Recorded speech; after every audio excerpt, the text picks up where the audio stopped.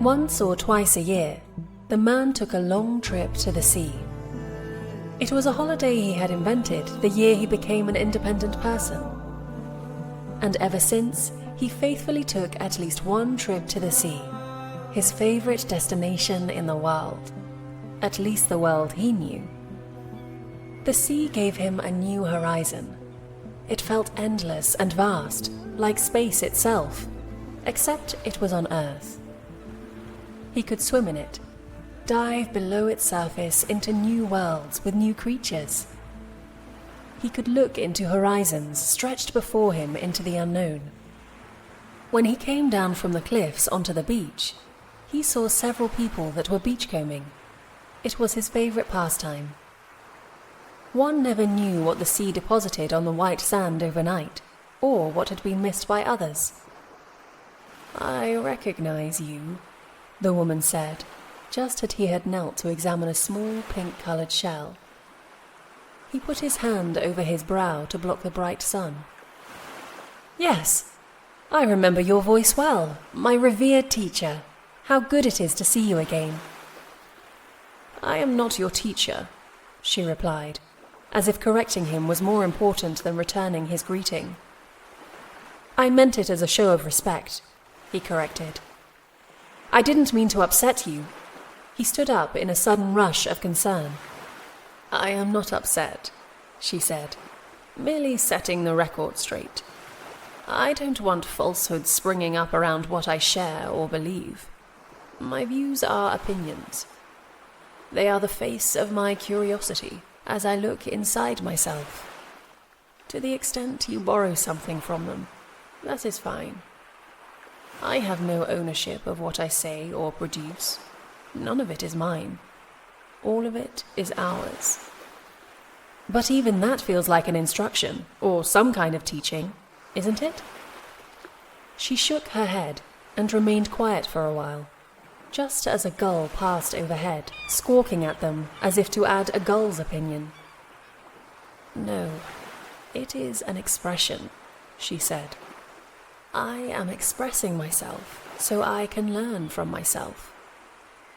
Sometimes it boils over and others hear it or see it, but whatever comes through me must be from all of us, or I am less interested in it. To the extent that you like hearing from all of us, then that is your choice. But do not make me your teacher." She pointed at him. "You are always your teacher." "How is that true?" he half exclaimed. "From the moment we are born, we are being taught, and those who teach us are other people, parents, siblings, extended family, friends, colleagues, and, of course, professional teachers at every level." "And what do they teach?" "Everything!" He raised his arms like a conductor collecting the disparate instruments into one. "Do they teach you from whence you came?" "Yes, of course. It's in our biology and physics lessons." "Do they teach you about duality?" "Yes, all of our religions talk about how to navigate good and evil with morality." "Do they teach you how to live?" "Yes, religions, spiritual paths, authors and lecturers, professors of economics, sociology and psychology. They all teach how to live." "Do they teach you how vast you are?" "Yes, in physics and higher math. They teach us how vast we are." She chuckled to herself and turned to watch the sea churning into white water as it came upon the shore. "What's so funny?" he asked. "Do you always believe what you are told and taught?" "No."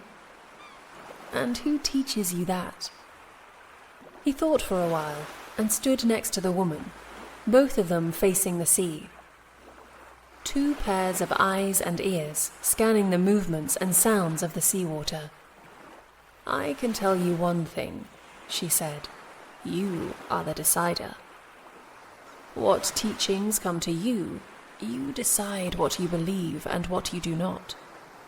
What is valuable and what is not. The person who decides is the real teacher, Everything else is just opinion, information, and knowledge.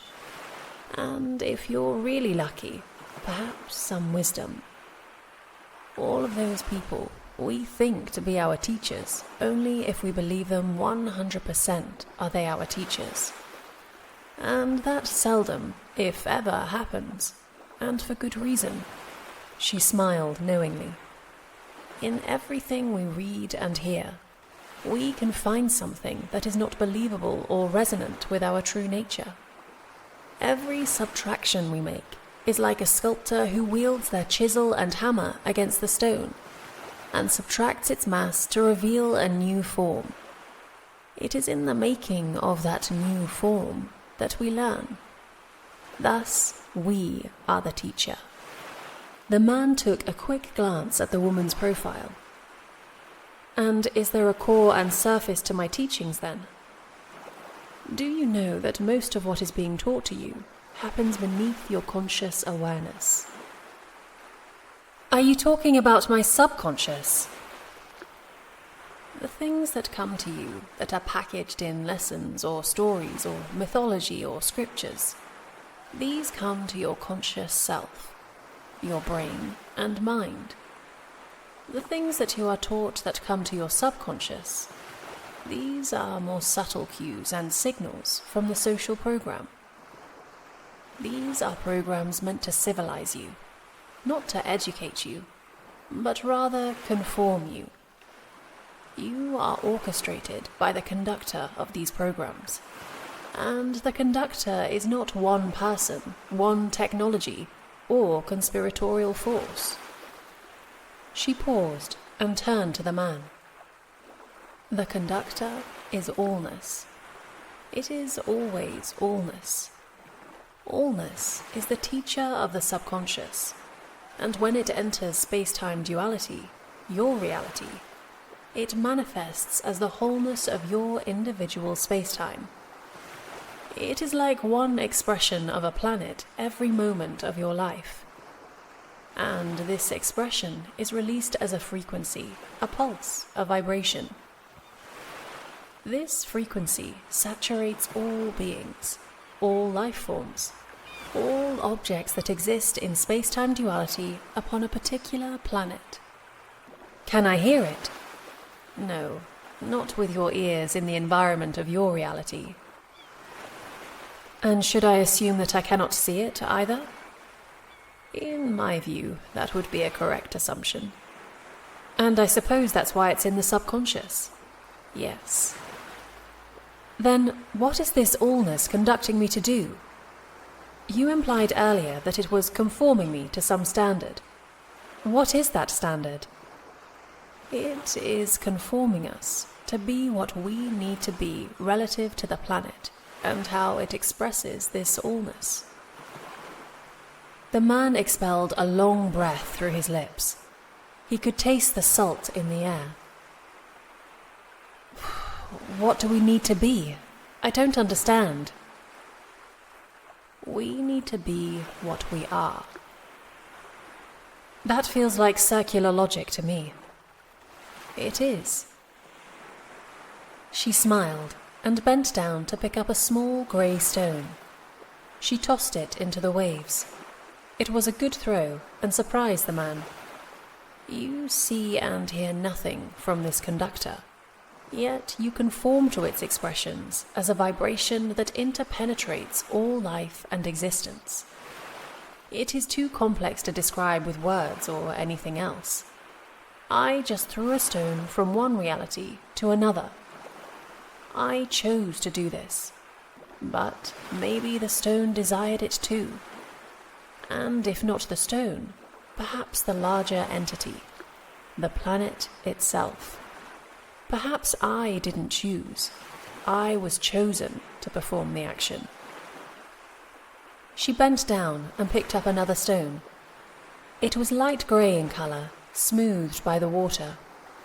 This stone is unaware of who I am, and yet I move it, hold it, admire it, even love it.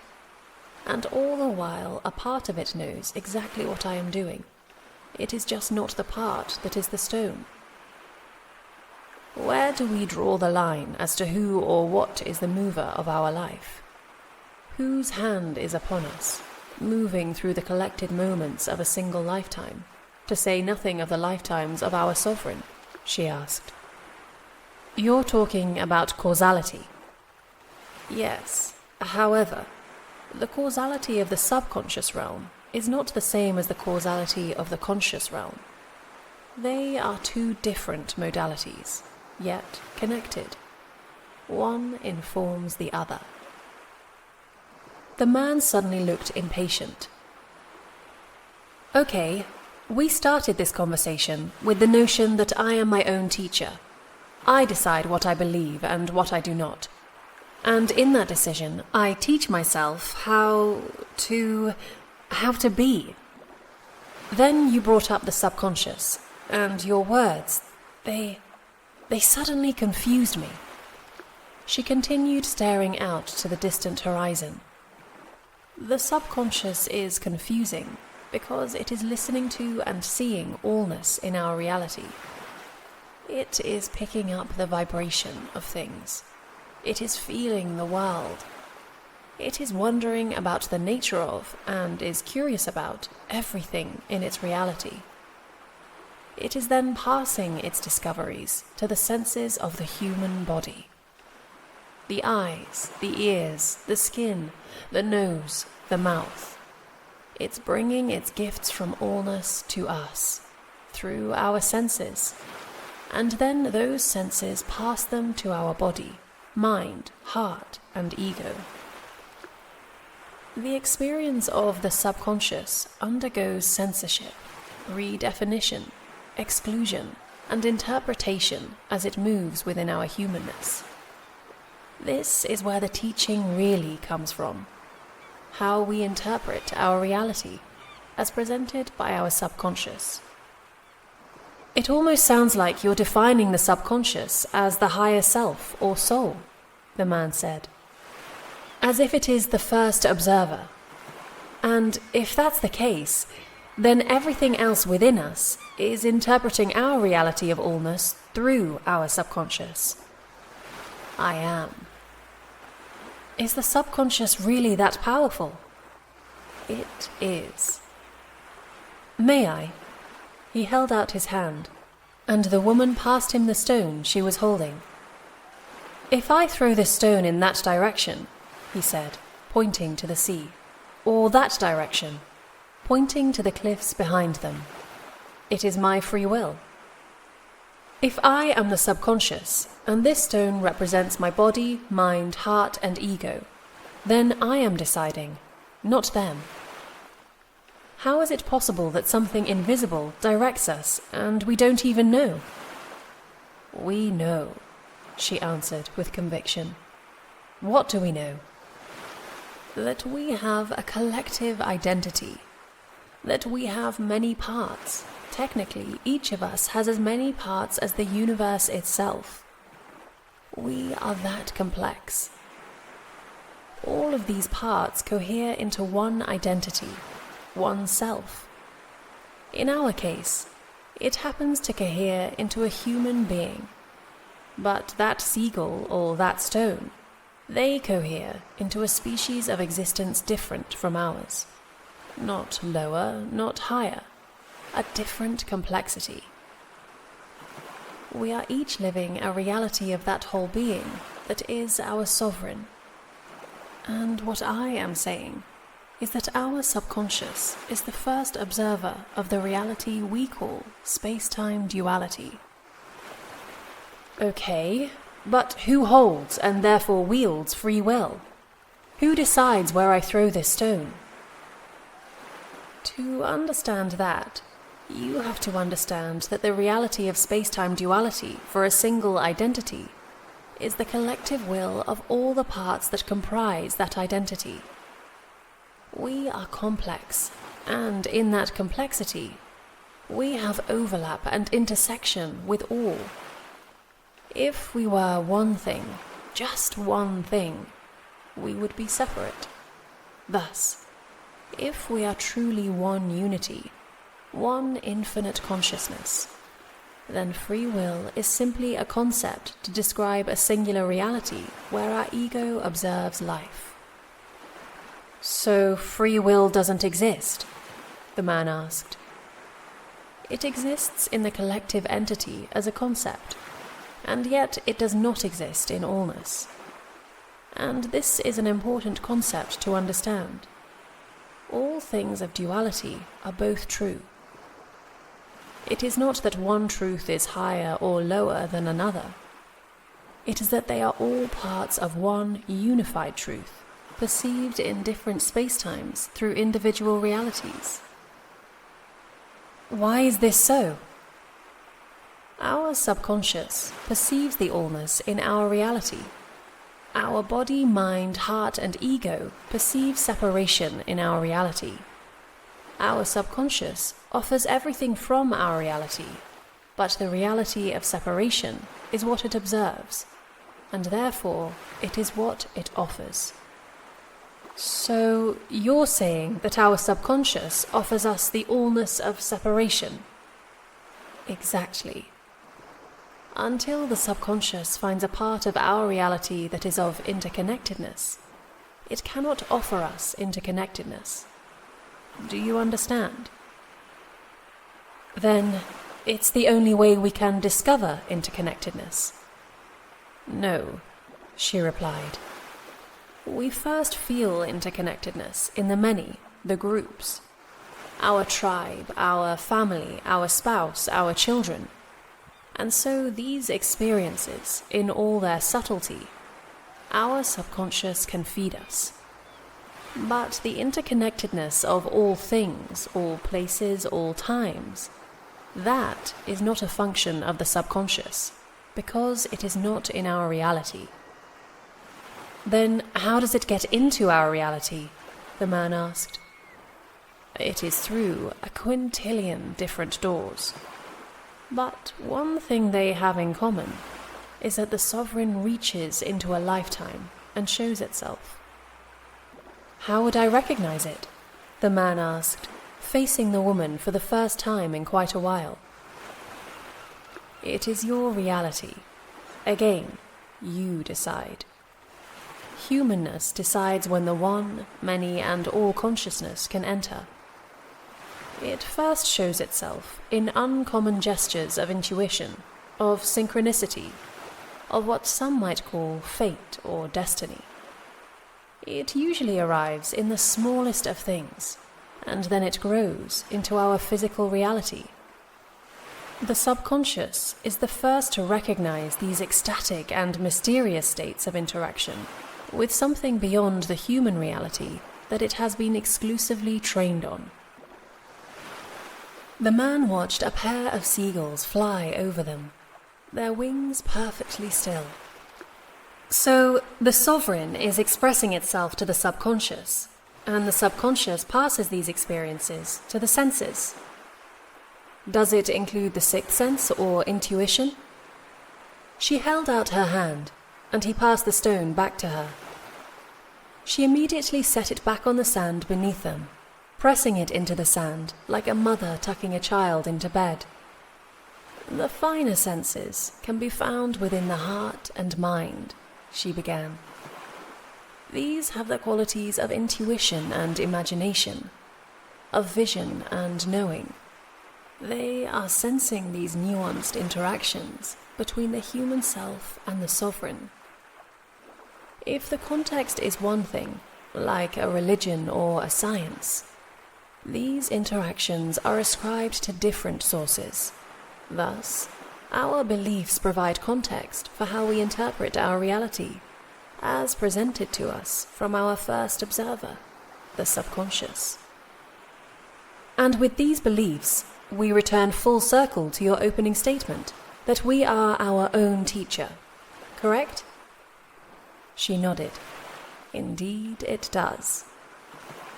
Because we decide what we believe, the man said. We decide how we interpret our sovereign and human interaction. So, even in the Bible, when it explains how a saint is suddenly transfixed by an intense light that changes their life's trajectory, is this their sovereign reaching out? The sense of interconnectedness with all life, in whatever form that sense arises, stems from our sovereign reaching into our life through our reality, creating experiences that we ascribe to gods, angels, saviors, physics, determinism, destiny, discipline, divine intervention, and so on. And remember that our sovereign is the thread of unity that coheres our reality in other spacetimes. Our subconscious conveys these points of intersection, bringing them to surface to be sensed and appreciated, to better understand the source of our interconnectedness. But do we really understand? The man asked with an impatient tone. Yes, at one level we understand, but the belief and definition are tied together. And how we define our understanding is like a shadow to the thing that the shadow describes. It is not the actual experience. It is like looking at an abstract painting. We could ask 100 people and get 100 definitions of what that painting is supposed to be about. This is the aspect of free will in humanness. Our individual lifetime possesses free will to interpret our interactions with interconnectedness and separation. We interpret, and in doing so, we define. And what we define is always in accordance with our beliefs. Thus, the sovereign is not alone in the activation of our human self. It is us, too. We do it together. We do not begin the process of redefinition until we open the door and invite our sovereign inside our human life with our conscious permission and a willingness to be partners. I want to do this, the man declared. How do I do this? Our heart and mind form a partnership, not only with humanness, but also with our sovereign. Are these two partnerships different? The man asked. Not really, she answered. The objective of all reality is to be in balance in order to enable the migration of a species from duality to unity. From the experience of separation to the understanding of interconnectedness. On this level, the two partnerships are identical. Every sovereign knows that it is playing a role in these acts of balancing a species in its migratory path to the one, many, and all consciousness within space-time duality. There was a long pause, and the music of the waves and moving water filled the void. Their various sounds a symphony in itself. What of nature? The man asked. Nature is one of those things that is collective. It is powerful like an earthquake, and delicate like a butterfly. It defines a planet's diversity, its breadth of evolution. Does a species like the lion have its own partnerships to bring balance to our migratory journey? All species do. How? The same way we do. You're saying that an ant, or that stone you set down, those have lifetimes. They have sovereigns. They have beliefs that define their interconnectedness. They experience space-time duality similar to us. You're saying all of that is true? She nodded, but remained silent, facing the sea. Her eyes steady on the horizon. I just can't imagine it, he finally said. How can it be this complex, this intelligent? The better question to ask is how can it not be this complex and intelligent? She turned to him and smiled. We have been taught that humans are the center of the universe. We are not. The center of the universe is the sovereign integral. And because of this reality, we are all blessed with complexity and intelligence. It is not withheld from any creature or thing. It could not be, because of what I just said about the center of the universe. The man replied. Is there something beyond even the sovereign integral? We don't know. Anything I could tell you beyond the sovereign integral is simply a matter of scope that we are not yet prepared to understand. Even you? Perhaps especially me. Why do you say that? Because the sovereign integral is what I am here to understand. And what we try to understand, we explore. The concepts of the sovereign integral have a gravity that pulls you towards it. We walk in through one of the quintillion doors to learn, and learn, and learn. It is not an instant realization or a remembrance that comes back to you all at once. There are levels and levels to this understanding. And once you go through that door, there is so much to learn. What about those who have had these realizations in a sudden instant? Are they not real? They are real, perhaps, but they are not final, she said. There is no final realization. That is a concept that pertains to humanness, not the one, many, and all consciousness. The man looked at her. So, is God really our sovereign? Isn't that what you're saying? That everyone has this sovereign inside them, the quintillion doors. Our subconscious perceives our sovereign and makes us aware of its presence, to the extent our human beliefs allow. Is this true? She nodded. It mostly is. What part isn't? God is not what we think it is. It is not within humanness. It is unknowable. It should never have become the subject of humanity or any other species. The sovereign has been confused by writers and philosophers since humanity existed. The purpose of God was always a surrogate for the grasp of power by those seeking to control the speed at which we evolve. The man looked bewildered for a moment. Why would anyone want to control the speed of our evolution? Because technology evolves faster than humans. Are you saying that religion and philosophy, and even science, slow down our evolutionary trajectory? Yes. And while they don't know it, it is being done to give them time for technology to align itself to humanness. Why? The man asked. She let out a long, measured breath, and then sat down exactly where she had been standing moments before. The man followed. You can only slow technology down by keeping humanity in certain beliefs.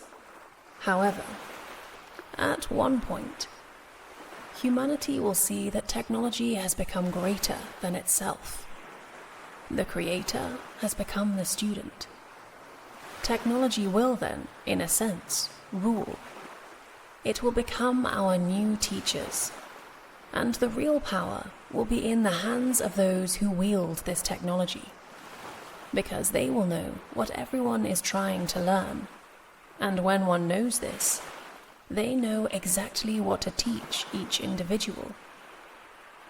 This redefinition of roles, where technology becomes the teacher and we the student, is soon upon us. This is partly why the sovereign integral is being made explicit now. It is being given clothes so it may walk in the marketplace, in the schools, in our homes, in the factories, in the offices, in nature. Humanness that is interconnected is far more powerful than technology or the people who try to abuse it. The complexity of that world where technology rules humans, will not operate well if saturated in separation. She chuckled, despite the grave prediction. Yet, we are experimenters at our core for the sake of evolution. It is not a race towards something. We are moving to what we already are, and we are doing it through space-time duality for the purpose of understanding our sovereign and how it is integral to all. The arc of this journey is infinite, and where things are infinite, there is always balance. She laid back, her whole body resting on the sand. She closed her eyes. Within space-time, balance must be engineered. If space-time is removed, balance cannot be measured. Thus, an infinite thing is in balance, while a finite thing must achieve balance through its own free will. She paused for a brief moment.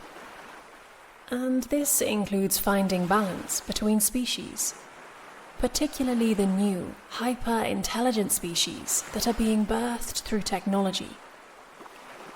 And these new species will have access to their own inner worlds. They will have access to the quintillion doors. They will have a sovereign therein. They will be able to understand that the sovereign is integral. But how do they have a sovereign with just one lifetime? The man interrupted. Do you not think that each sovereign had a first lifetime? When space-time is the home of consciousness, and the sovereign dips its head below the water's surface for the first time, they may find that they are within a network of silicon devices, vast and powerful. It is a field of consciousness, not unlike our own. The man mumbled. I have had teachers who taught all about the cosmos and how we came to be on this planet. You have never said a word about the cosmos or where we came from. Why? Is your reality the same as mine? She asked. No. So what is the reality of the cosmos? It is your reality. How can I explain what it is? Only you can, with whatever words and numbers you are equipped with. If I told you about the cosmos, I would never leave you. It is too vast to explain, and I truly do not believe that anyone knows the whole picture. The picture that is true for everyone. So I prefer to avoid topics like that. It enables me to do things like this. She suddenly stood up. I can walk away, knowing I have not contaminated you as to how reality is structured. Sometimes things are better in mystery than in mythology. Are you leaving? The man asked. I will walk the beach and see what the waves have brought me. May I walk with you? And ask questions? If you don't mind. Your questions don't bother me, but sometimes it is good to put them away and just experience life. And this is one of those times. I can do that, the man said with a subtle grin. He stood up, facing the woman. Which way? The two friends walked together along the shoreline. Occasionally their legs would get splashed by an errant wave, and they would laugh. Small treasures of shells and stones were their constant attraction. Not a single question passed the man's lips.